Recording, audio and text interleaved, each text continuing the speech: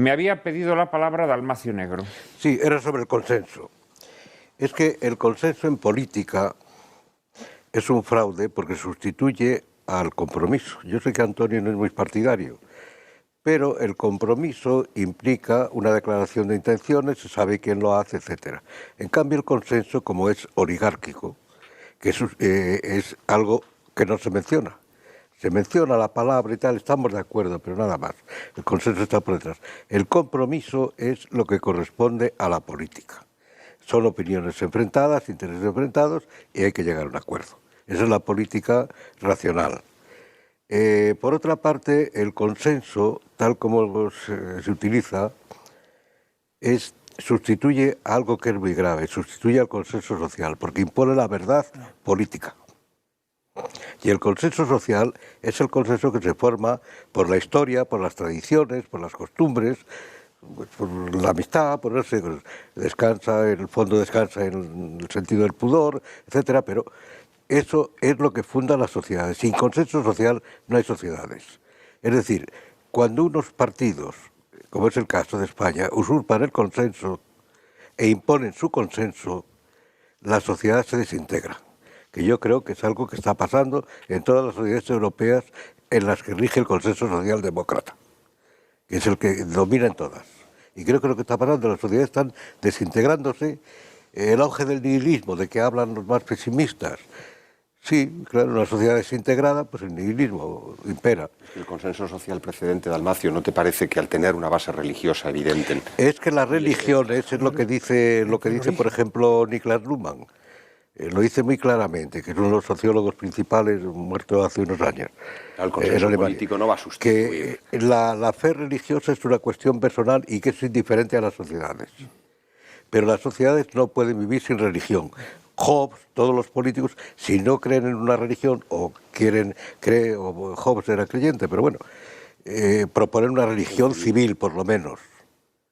Hay un librito italiano muy interesante, no recuerdo el autor, al menos una religión civil, por lo menos una religión civil, que es lo que crea el consenso, porque la religión es la que interpreta la ley moral natural, que todos los hombres son leyes. En cualquier caso, el consenso es moral, no es político. El consenso es moral. Eso es. Claro, es moral, no es político, No es político. claro. Y solamente evita la destrucción de quien lo cumplimenta en la medida en que exista un absoluto que opera como mediador, y ese es efectivamente el acto sagrado. Claro, curiosamente existe un consenso político y en cambio la sociedad está destruida, claro, la sociedad está enfrentada en todo. Pero en parte, porque lo ha destruido el consenso político, en otra parte ha desaparecido por otras causas el consenso moral, social. Sí, bueno, son causas más amplias, pero en España, por ejemplo, concretamente, cuando eso implica que el consenso político es el que impera, la ley se convierte en fuente de la moral. Hay un hecho muy claro con el Estado de Derecho. Claro, el Estado de Derecho. El Estado de Derecho es otro de los mitos. Pero en fin, no entra aquí en el tema. Es que es algo aberrante, porque por ejemplo ahora, en las últimas semanas, pues se está hablando bastante del tema del aborto, ¿no? Eso iba a mencionar yo. ¿Sí? Ya se considera consenso político admitido que el aborto sí, hombre, un poquito menos, un poquito más suave, ¿no? De tal manera que, claro, lo que generas es que toda la gente que considera que el aborto es un crimen, prácticamente la conviertes en una masa asocial, o sea... Claro, queda fuera del consenso. En gente fuera del consenso. Y además eso se puede observar perfectamente en las sociedades europeas con el tema del aborto.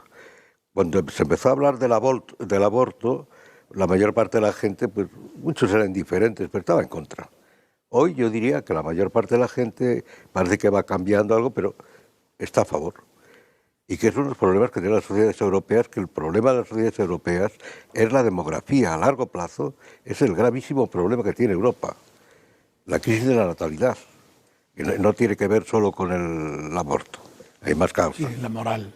Pero es un problema moral, es un problema que anuncia quizá que suele suceder esas crisis demográficas históricamente cuando una civilización está ya que no tiene salvación. La gente empieza a no... Agotada, una civilización agotada. Sí, empieza la gente a no... Pero yo no pienso tanto eso porque hay mucho de artificio.